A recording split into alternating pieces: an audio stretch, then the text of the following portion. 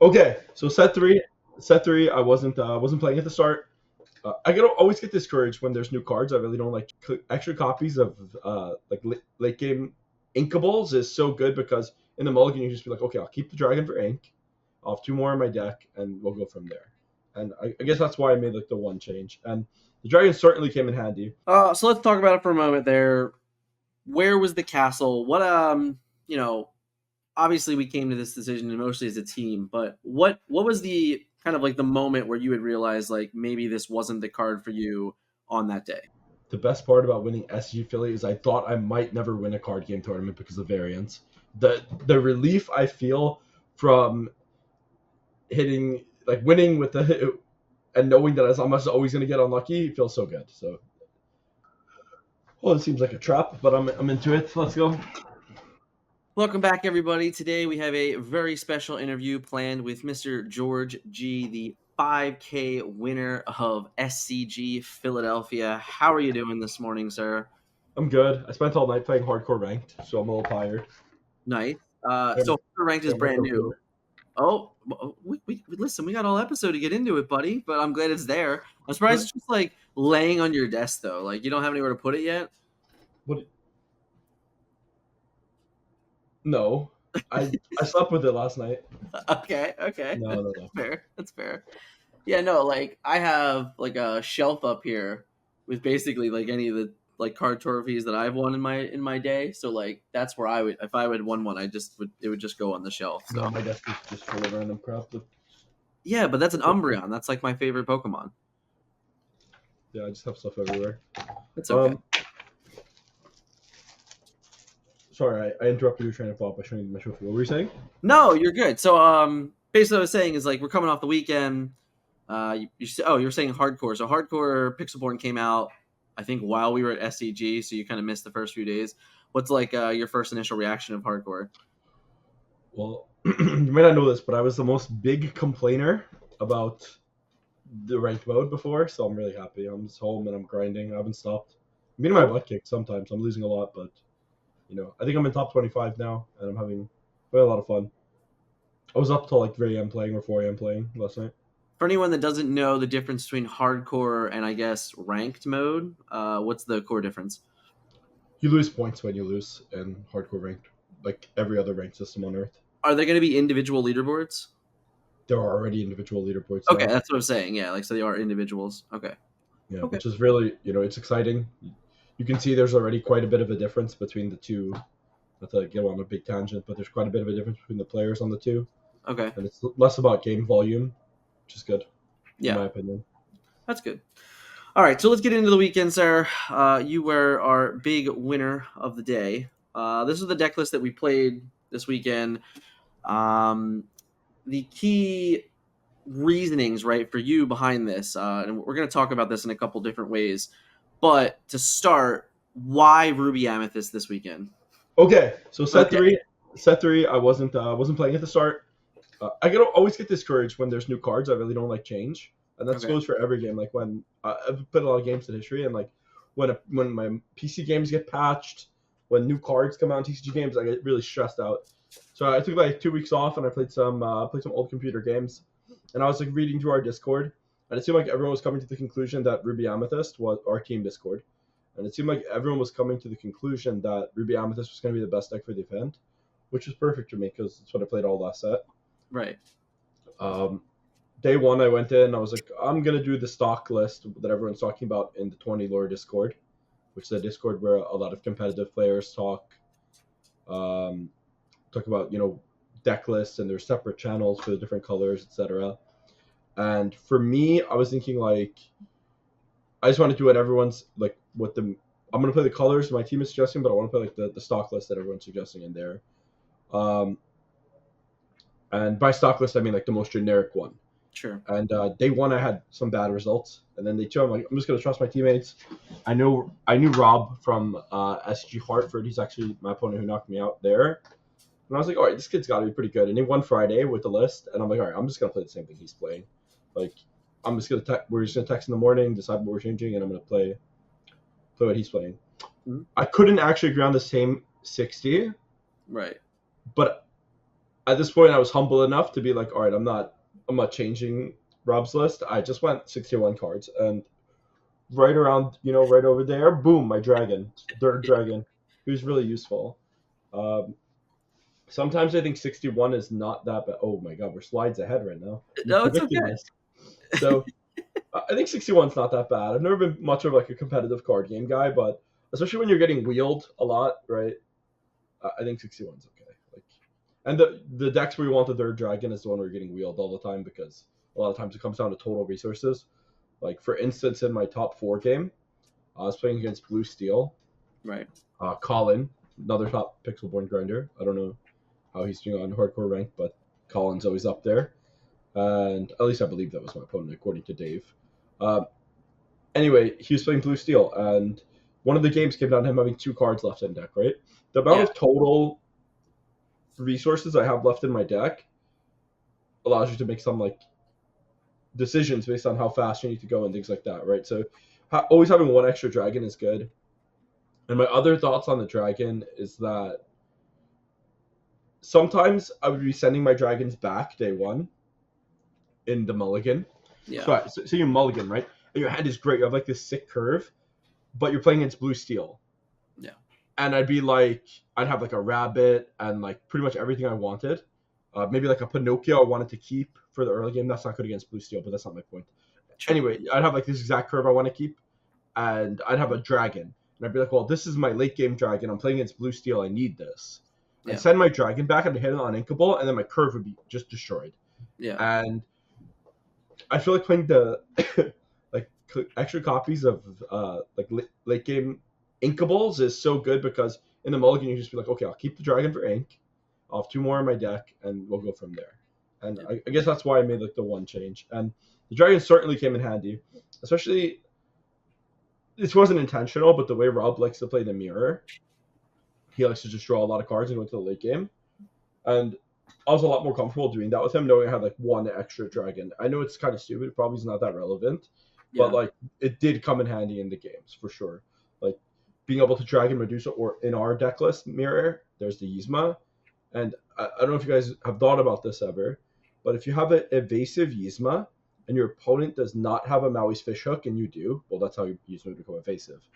Your opponent does not have a Maui's Fishhook, Yzma can only die to Be Prepared or Dragon. Yeah. That's legit the only way to kill an evasive Yzma in the mirror without your own hook. And it's also kind of instinctual to ink the Maui's if you know your opponent's not playing locations, which makes Yzma even more immortal. So I don't know. That's just more dragon. No, that's stuff. fair. So let's talk about it for a moment. There, where was the castle? What obviously we came to this decision mostly as a team, but what was the kind of like the moment where you would realize like maybe this wasn't the card for you on that day? Well, day 1, I think Castle's a really strong card. Right. I think it's a little bit of like a feast or famine card. I think that's the best one to talk about this because I didn't come up with the idea. But certainly when I arrived at the 1K on Friday, and I realized I actually cared a lot about winning. Yeah. Every time I played a castle, I was just like, let me think of a good way to say this. I was like having an anxiety attack playing a castle, right? Because okay. Either you're like going -4 mana, -1 card because they have a way to kill it, right? Or you're like it's gonna pay off, right? But it's a lot scarier to drop a castle that's gonna decide the game against like. See, you think you're better than your opponent, okay? I never think I'm better than my opponent. I'm a humble guy, okay? But just say you think you're better than your opponent. Dropping the castle and risking the game is a lot scarier at a 1K than it is on a random pixelborn game. Like, that's what I realized on Friday. Like, being like Queen's Castle, I hope you don't have Maui, was like, I didn't like the way that was feeling on Friday. Right. And that's why I was really willing to join the No Castle Brigade on Saturday morning. The No Castle Brigade. By Saturday morning, I was like, yo, I'm not doing that one more time. Like, I'm not dropping one more castle. Yeah, that's fair. So, yeah, it was interesting. At the end of the day, our team it ended up being split on it, right? I mean, Dave played them and made top 4, and it clearly is still a very good card, like you said. But I had a lot of the same experience this weekend where it's just like my opponent played a castle, and I was just like, I just have Maui, like I just get rid of it, like thank you. Like I don't know, you know, like I I don't know. wish there was a stream because my opponent played like a castle and a gym on a castle and something on like 11 mana, and or like exerted something and played a castle next to it on something, and I just had like double Maui or something in my hand. I put this big stupid smile on my face. I, I think Dave was sitting next to me or something, and I just did this big like. As soon as he started to do like his castle, he's moving his whole board Yeah, around and stuff. I'm yeah. like, yes. Like kid in a candy store. Like we I don't got 'em, remember. boys. I don't remember specifically what happened, but I killed like two locations in one turn or something like that. That's I fair. was like, So nice. on the weekend, you definitely played a lot of mirror matches. You've said that Rob's experience kind of influenced some of your decisions, but realistically, I think we can both agree that it came down to probably these three cards for the most part. But what is it like for you to play the mirror on the draw? It seems to be one of the hardest games to be played right now. And you were able to win 2 games on the draw in the finals. So what kind of like tips and experience can you kind of pass on to other players? Uh, Fundamentally, I think the mirror is different than set two. Set two, you were really dead on the draw. Okay. I don't think it's the same this set, and I don't think the draw is that disadvantaged. Uh, I'll keep two rabbits if I open them, and I'll Yeah. just take Okay. damage and play rabbits. If your opponent sees their spell, but like if you take the damage in the early game, there's some conditions which you lose the mirror. You take some damage in the early game because you're on the draw. Your opponent has the resources to draw cards, like he has like rabbits and bounces and things, and keeps his rabbit safe. And they have the spell book. You're probably dead, right? Like that's just there's no advice I can give you that's gonna like put Rise of the Titans in your deck or something like that. Like you're dead. You're dead if your opponent draws like hits you first, draws cards, and has spellbook. You're dead. But that didn't happen in my finals games.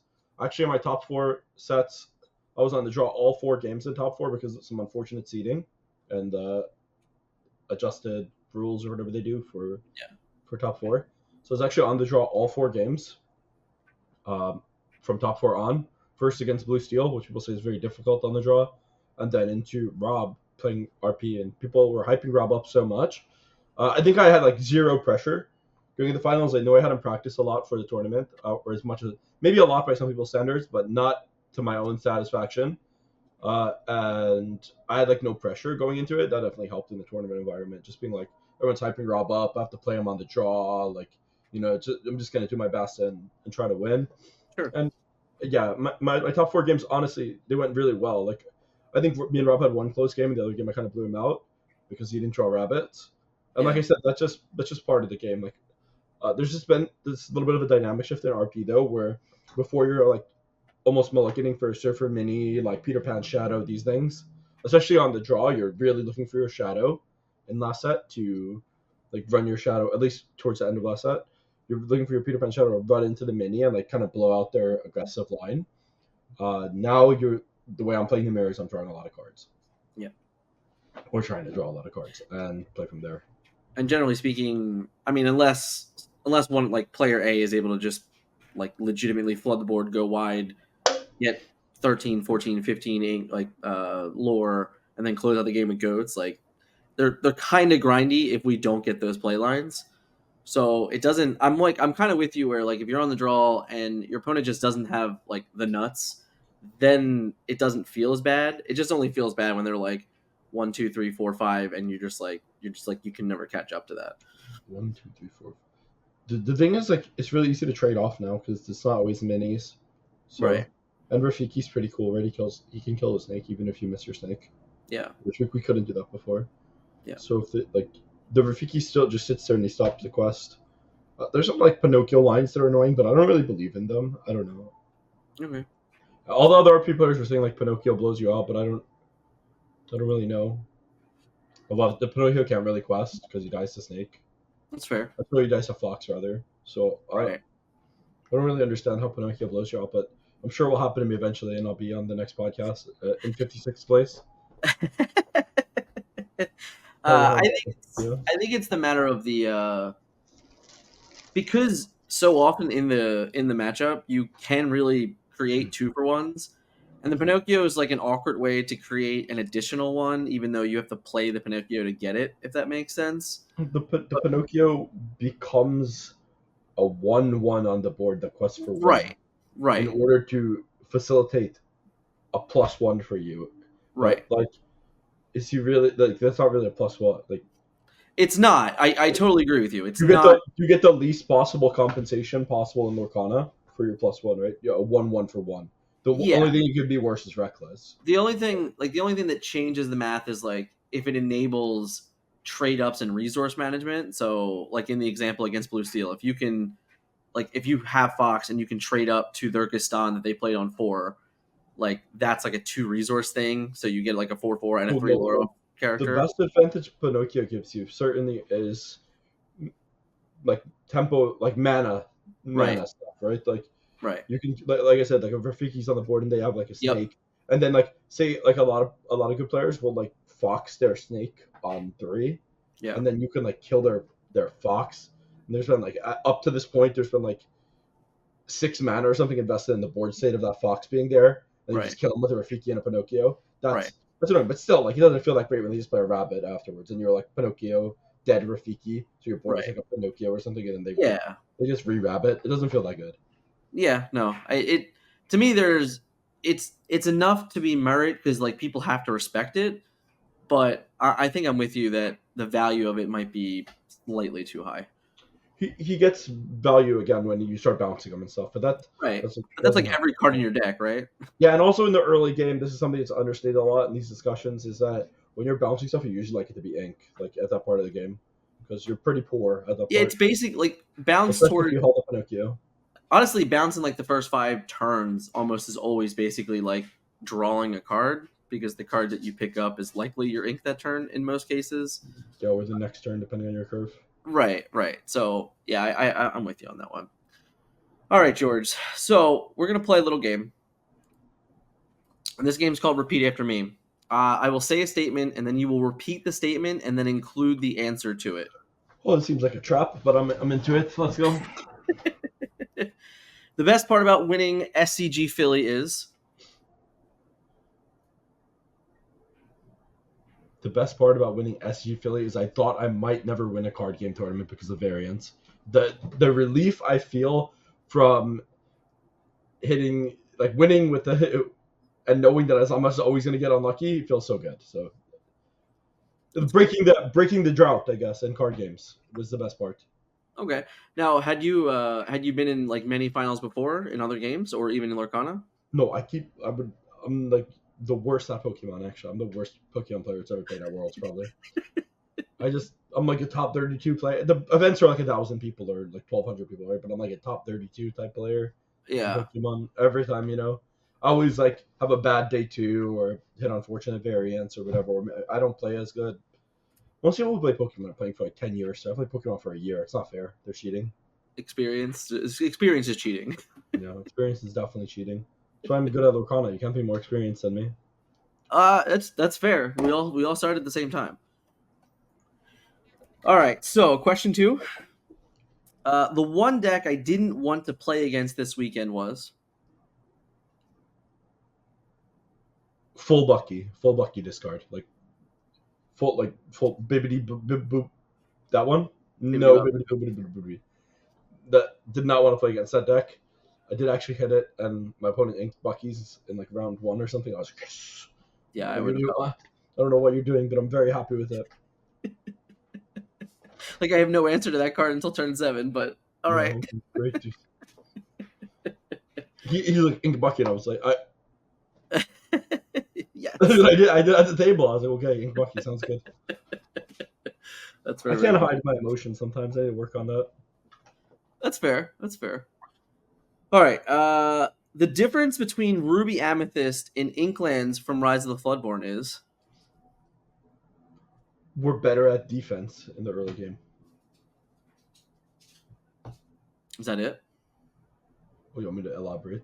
Yeah, The of course. difference. Oh, so I got to repeat the question. The difference between Ruby Amethyst, between set 2 and set 3, is that we have more defensive options in the early game. Now, That's do it. you prefer the set 3 version opposed to the set 2 or opposite? The mirror is better now than it was, Okay. especially towards the end. People realize you just like jam the spell books last set, and like you get like a little bit of damage with 2 minis, and the game is over. So I'm glad that that's not going on anymore. Also, think Medusa. Also, she killed Mini a turn earlier, right? What would happen before is Tremaine did not work at killing Mini. Right.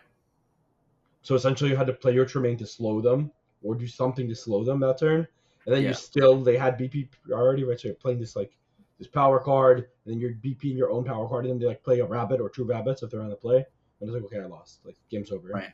Right. Very fair. All right. So players looking to be more successful in Disney Lorcana should. Practice a lot. Disney's players looking. Sorry, I'm so bad at this game. Players are going to be more successful in Disney. You got to make it so official too. With Disney or Lorcana trademark copyright, Ravensburger should be should practice a lot. I love Pixelborn. I know some people don't like digital card games. I know Rob, my teammate, who also has really good results, travels to a lot of locals. Like he's so committed to the game, and you can be the most talented person in the world. This is something I really believe about every game. The most talented person in the world. If you let someone outwork you by 3-4 times, you're not going to be the best, right? Like if someone's doing 4 times the work you are, you're not going to be the best at the game most likely. So I mean, you just got to put in the work if you want to compete at anything in the world. Very fair. My goal for Disney Lorcana is. I want to win a large tournament. Well, you just did. It's not big enough. Bigger, bigger. I thought it was funny because we were sitting at dinner Sunday night, and I was like, "You just won 175 person tournament, the biggest tournament in North America." And I didn't even know at the time that there was a 250 player event in France the day before. Dude, I'm gonna tell you, I want all the smoke from the European players. I looked at those deck lists and I don't believe. I'm ready to go. It's very, very fair. Very, very As fair. a huge fan of Maui the Whale, I still don't believe. He had 2 whales, man. He had That was 2. absolutely wild. I think that might be the Swiss results, by the way. I don't think that guy won, but maybe he did. I'm not sure. I don't read French. I get the feeling that those were the Swiss standings that are on Inkdex or whatever, but I might be wrong about that. Don't quote me. You can do like a little thing underneath. I can confirm it. I have a contact over there that actually sent me information. So, but I'm not sure. I saw the guy's Reddit post and he indicated that he was first in Swiss, but maybe he did end up winning. Okay, maybe. Who knows? Who knows? Okay, so the second game we're going to play is Would You Rather. I'm going to give you 2 choices between cards that you must choose only one to play, and then tell me why you chose it. Okay, so it's like kill, marry for cards. I got it. Kinda, yeah. So choose one: your whale or Scar. Marry the whale. But why? So why? Why is it marry the whale? First of all, can we bring him back up? Yeah. Look at his face. Look at his face.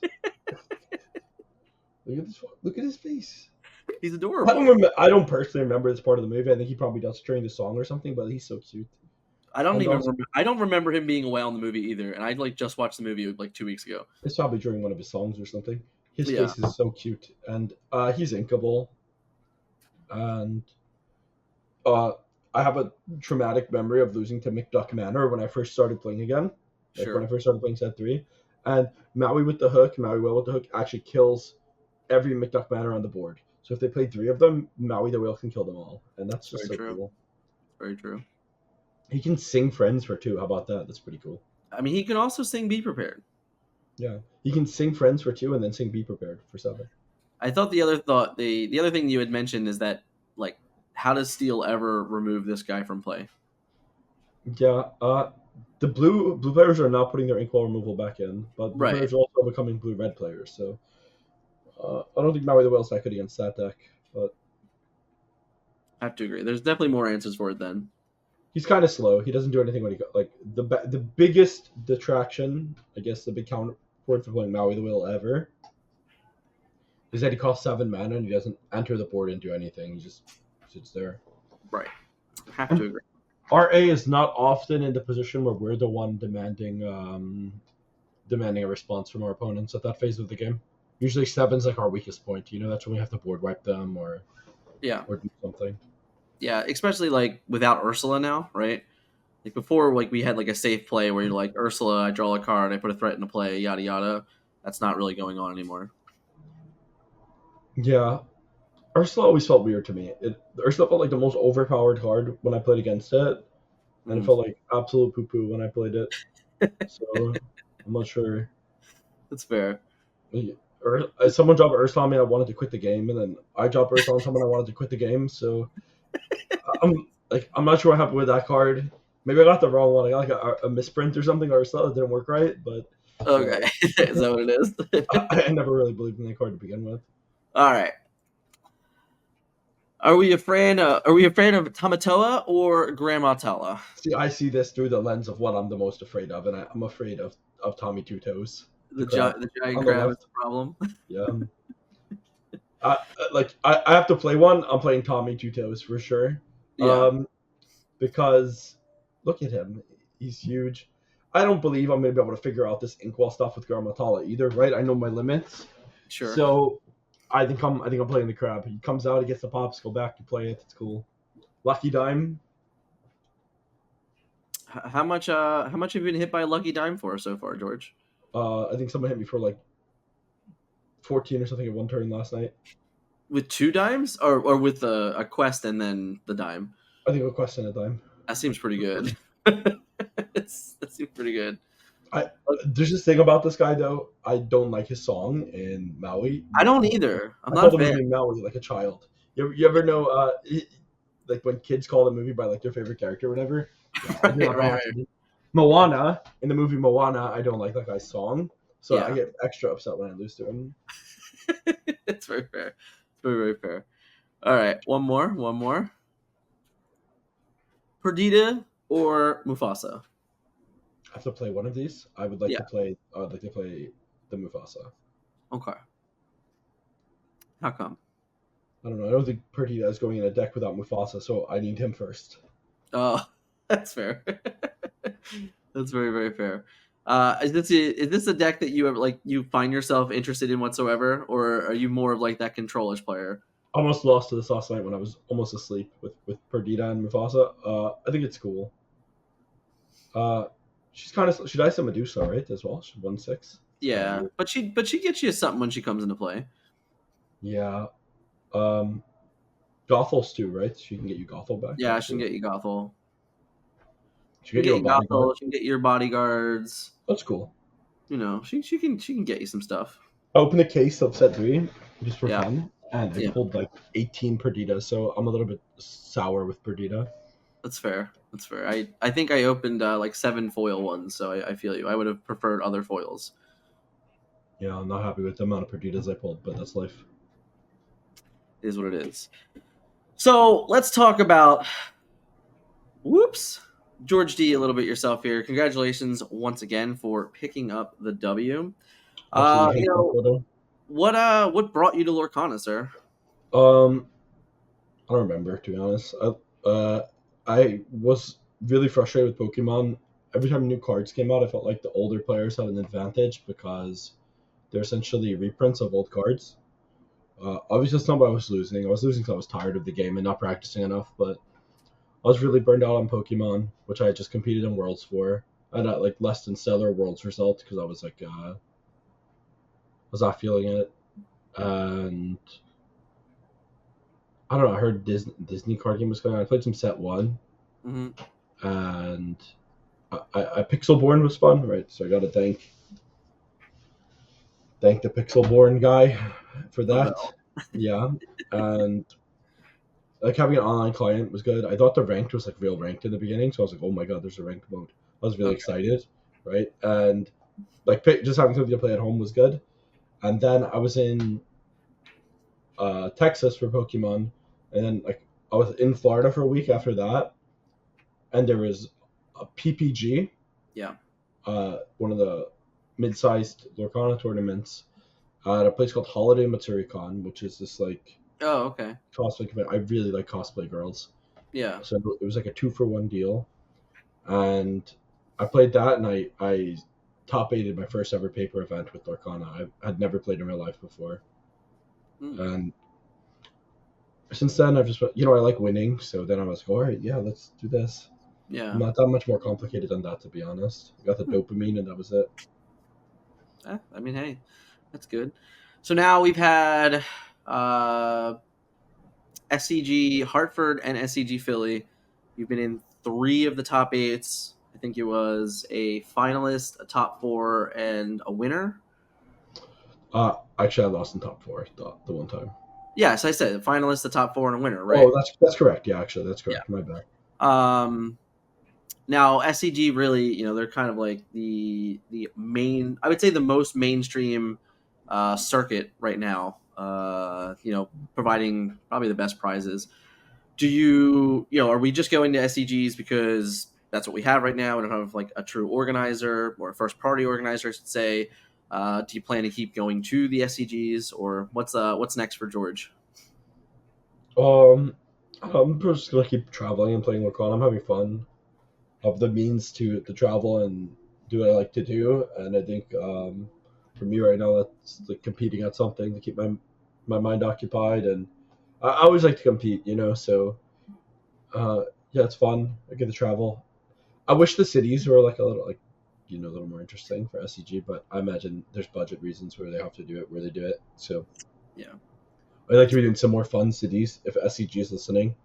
Maybe some like I don't know. I'll go anywhere, guys. Just take me somewhere interesting. And Philly wasn't bad. I'm not flaming Philly, by the way, guys. I'm a huge Philly fan, but I mean, we weren't in Philly, so it's okay. we're in the Cop or something like that. Yeah, we Oh, were in King of Prussia, Valley Forge. It's like 40 minutes outside of Philly. It's fine. yeah. I'd like But to for what it's visit. worth, it was a nice area. Yeah, no, it was nice for sure. I'd just like to visit some like Yeah, somewhere like we interesting. ate well every night, which is cool. Yeah, I'm a big food guy, Yeah, but I'm yeah. happy in a chain restaurant any day. There you go. There you go. Any last words for you, sir? Just shout out to my team. I think they saved me this time. Didn't really have a good grasp on the meta. I've had to play some matchups in top 8 and in the tournament that I'd never played before.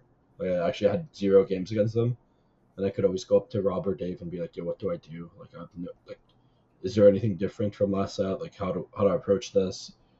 And that was like such a huge advantage. I definitely can't understate how helpful it is to overstate rather can't overstate how helpful it is to have like a group of people you can rely on to cover gaps in your knowledge and stuff like that. Like including the deck list in this case. Like if I didn't have access to a unique deck list, I don't know if I would have been able to win the tournament because I didn't put myself in a position to be. Like I didn't practice enough, etc. So I know people are gonna be like, "Oh, you won, shut up," But sometimes you get lucky, and sometimes sometimes you need someone. Maybe I had the skill from last set, and I needed some help from my boys, and they were definitely there to help me out. So shout out to them. Shout out to my opponents. Most of them were pretty nice. I had a pretty good experience with everybody. Uh,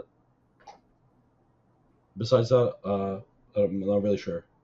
It's good to hear. Do you want to touch on our the anime story of the weekend? Oh, I mean, yeah, I got smashed on Friday, and I was joking that it's time for the anime comeback arc on Saturday, and then I won. So I'm gonna say Yeah. more.